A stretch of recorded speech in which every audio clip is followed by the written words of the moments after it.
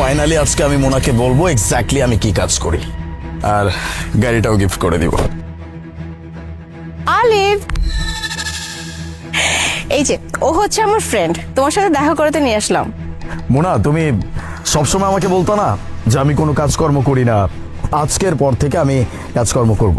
এই জন্য আমি একটা সেকেন্ড হ্যান্ড ট্যাক্সি কিনছি। আজকের পর থেকে আমি এই ট্যাক্সি চালাবো। কে? ট্যাক্সি? আলিফ, তুমি ট্যাক্সি চালাবে? হ্যাঁ, ট্যাক্সি। বাই দ্য ওয়ে, আমি কিন্তু কিস্তিতে নিছি, এটা শোধ হয়ে যাবে খুব তাড়াতাড়ি।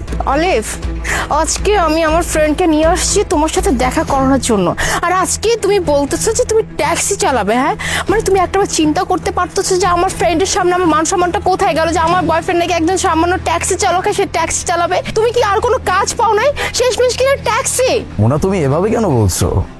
তুমি তো আমাকে সবসময় বলতা আমি কোনো কাজকর্ম করি না, আমার কাজকর্ম করা উচিত, এই জন্যই তো আমি ট্যাক্সি নিছি। আর এইটা থেকে কিন্তু আমি কম ইনকাম করব না, মিনিমাম ওই 25 থেকে 30,000 টাকা মাসে আমার ইনকাম হয়ে যাবে। দেখো, আমার মাথার উপরে এমনিতেই অনেক দায়িত্ব। তুমি খুব ভালো করে জানো যে আমি একটা লোয়ার মিডল ক্লাস ফ্যামিলি থেকে উঠে আসছি। আমি এরকম একটা ফ্যামিলিতে বিলং করি যেখানে আমার মাথার উপরে অনেক প্রেশার। আমি চাই তোমাকে বিয়ে করতে, তুমি তো আমাকে বলছো বিয়ে করবা, ফিউচার তৈরি করবা। মনে করো না যে এটা ফিউচার তৈরি করার শুরু মাত্র? দেখো, আমাদের সবকিছু হয়ে যাবে, আমি তোমাকে প্রমিস করতেছি আমি অনেক বড় অবস্থানে যাব। আর এটার জন্য অবশ্যই তোমার সাপোর্ট আমার দরকার। তুমি যদি এখন আমাকে সাপোর্ট না করো, তুমি যদি আমার পাশে না থাকো, তাহলে পারবো না। আলিফ, হ্যাঁ আমি তোমাকে সব কথা বলতাম, ঠিক আছে, যে তুমি এইটা করো, তুমি ওইটা করো, আমরা একসাথে অনেক দূর যাব, আমাদের ফিউচার আমরা এই করব সেই করব, কিন্তু আমি কখনো এইটা ভাবিনি যে তুমি ট্যাক্সি চালাবে। আমি অ্যাটলিস্ট এটা ভেবেছি হয়তো তুমি ভালো কিছু করবে। হ্যাঁ, আর তার থেকে বড় কথা, আমার একটা ড্রিম আছে, আমার একটা ইচ্ছা আছে, আমি কি করে একজন ট্যাক্সি চালকের ওয়াইফ হবো। তুমি এটা কি করে ভাবলা? হ্যাঁ, আর এই যে আমার ফ্রেন্ড, ওর স্যালারি কত জানো? হ্যাঁ, ওর স্যালারি মাসে 1.5 লাখ টাকা। ওর লাইফস্টাইল সম্পর্কে শুনলে তো তোমার মাথা নষ্ট হয়ে যাবে। আর তুমি কিনা বলতেছো তুমি ট্যাক্সি চালাবা, তারপর আমরা একসাথে অনেক দূর যাবো, এই করবো সেই করবো, কত দিনে কত বছরে। শোনো, একজন ট্যাক্সি চালকের ওয়াইফ আমি হতে পারবো না, আর তোমার সাথে আমি সম্পর্ক রাখতে পারবো না। এতদিন ভেবেছি হয়তো তুমি কিছু না কিছু একটা করবা, ঠিক আছে, জাস্ট আমি এইটা ভেবেছিলাম যে ও ভালো কিছু করবে, আর আমারও একটা স্বপ্ন ছিল যে হ্যাঁ ও ভালো যখন কিছু করবে তখন ওর কাছে টাকা পয়সা হবে, তার মানে আমি আমার লাইফটা সেটেল করতে পারবো। কিন্তু এখন তুমি ট্যাক্সি চালাবে, আর তুমি কিনা এটা ভাবতেছো আমি এখন ট্যাক্সি চালকের ওয়াইফ হবো? Never ever. আমি তোমার সাথে আর কোনো সম্পর্ক রাখবো না, আমি চললাম, থাকো তুমি। মোনা, যাওয়ার আগে অন্তত দেখে যাও যে আমি কি ট্যাক্সি কিনছি।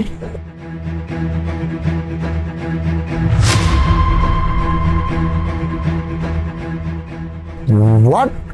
50 লাখ টাকা দামের গাড়ি? এক্স্যাক্টলি 50 লক্ষ টাকা দামের গাড়ি।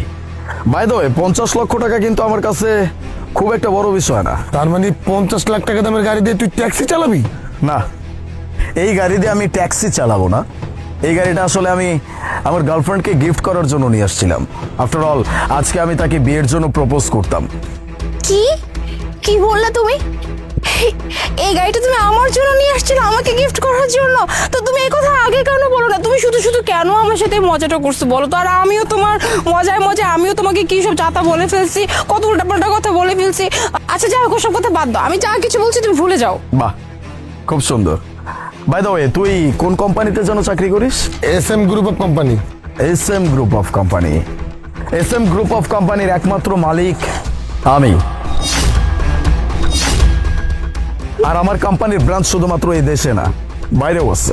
কি বললা তুমি? তুমি SM গ্রুপ অফ কোম্পানির মালিক? মানে এত বড় কোম্পানির মালিক তুমি? এতদিন আমাকে বলছো তুমি কিছুই করো না, করার ট্রাই করতেছো। আলু, তুমি কেন এসব কথা বলছো? সত্যিটা আগেই তো বলে দিতে পারতে, তাই না? শুধু শুধু আমি তোমার সাথে কি উল্টাপাল্টা ব্যবহার করছি? যাই হোক, দেখো, আমি এগুলো জাস্ট, তুমিও যখন মজা করছিল আমি বুঝতে পারছিলাম, বুঝছো?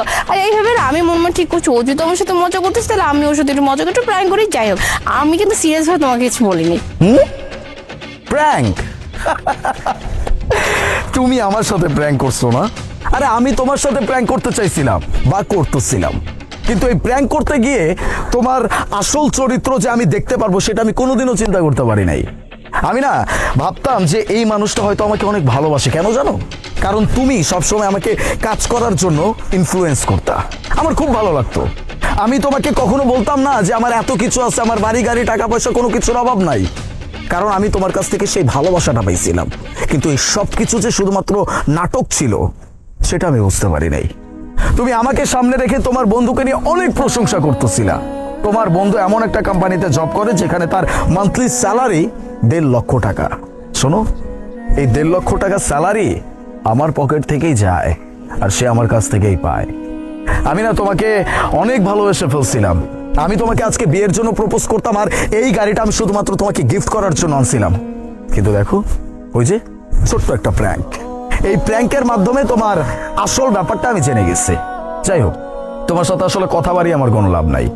তুমি আমাকে যা দেখাইছো আমি রীতিমতো অবাক হয়ে গেছি, তবে খুশিও হয়েছি অনেক।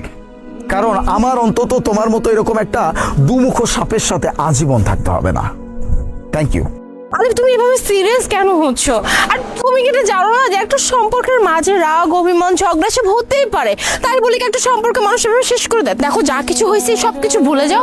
আমরা আমাদের সম্পর্কটা নতুন করে শুরু করি, চলো। আচ্ছা, রাগ করছো? আমাকে বলো তো, রাগটা তুমি কি কারণে করছো? আমি একজন ট্যাক্সি ড্রাইভার হব এই জন্য? এক্স্যাক্টলি এই জন্যই। হ্যাঁ, তুমি যখন শুনছো আমি সামান্য একটা ট্যাক্সি চালাবো আর দিন শেষে আমি একজন ট্যাক্সি ড্রাইভার হব, তখনই তোমার রাগ হয়েছে। কারণ তুমি সবসময় এটা চাইছো যে তোমার হাজবেন্ড বা তোমার বয়ফ্রেন্ড এমন কেউ একজন হোক যাকে মানুষজন দেখলে সালাম ঠুকবে। হ্যাঁ, তবে একটা কথা মাথায় রেখো, দুনিয়ার কোনো কাজই কিন্তু ছোট না।